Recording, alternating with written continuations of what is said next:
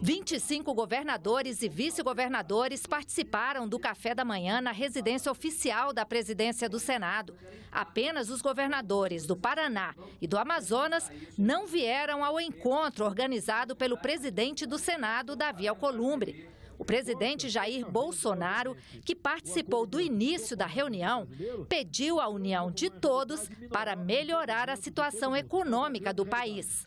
Estamos no mesmo barco e o mar não é de almirante. Mas se nós juntos dermos as mãos e focarmos realmente naquilo que interessa para o nosso povo, para o nosso Brasil, nós podemos sair dessa situação que nos encontramos. Os governadores foram unânimes na posição favorável à necessidade da reforma.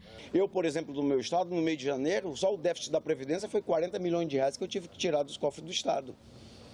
E se não for aprovadas as reformas, eu só consigo governar até o final do mês de junho. Embora haja discordâncias em relação ao texto. É preciso retirar da proposta aqueles pontos que inviabilizam qualquer tipo de deliberação, a exemplo da capitalização, de medidas antissociais contra os trabalhadores rurais e contra os mais pobres em geral. Mas eles pediram uma redistribuição mais justa dos recursos. Querem que chegue mais dinheiro para estados e municípios. Quem presta efetivo serviço à população são governadores e prefeitos.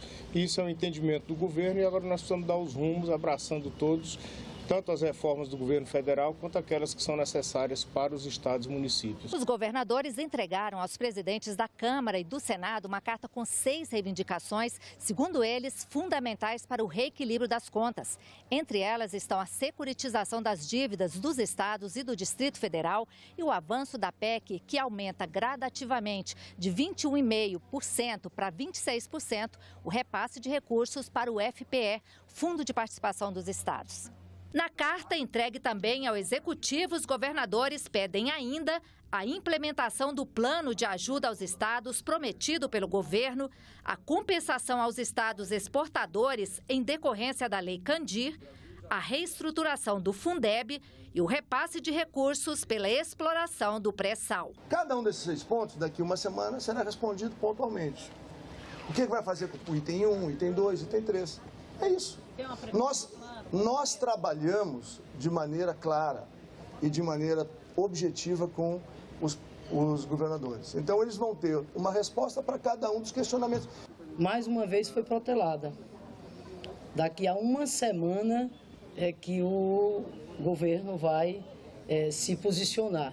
Tem pontos que vai depender de ação no Congresso Nacional, como a questão da sessão onerosa, que acho que isso vai caminhar rapidamente até em meados de junho. A sessão onerosa deve estar resolvida tanto na Câmara quanto no Senado. E temos também a expectativa de abordar outros pontos que foram colocados pelos governadores, como a questão do Plano Mansueto, que é a possibilidade da retomada da contratação de créditos por parte dos governos estaduais. Se o Estado brasileiro, o país, não tem recursos para investir, imagine como estão os estados e os municípios. Então, se a gente quer efetivamente redistribuir a arrecadação, a gente primeiro precisa ter arrecadação, precisa ter caixa, precisa equilibrar as contas.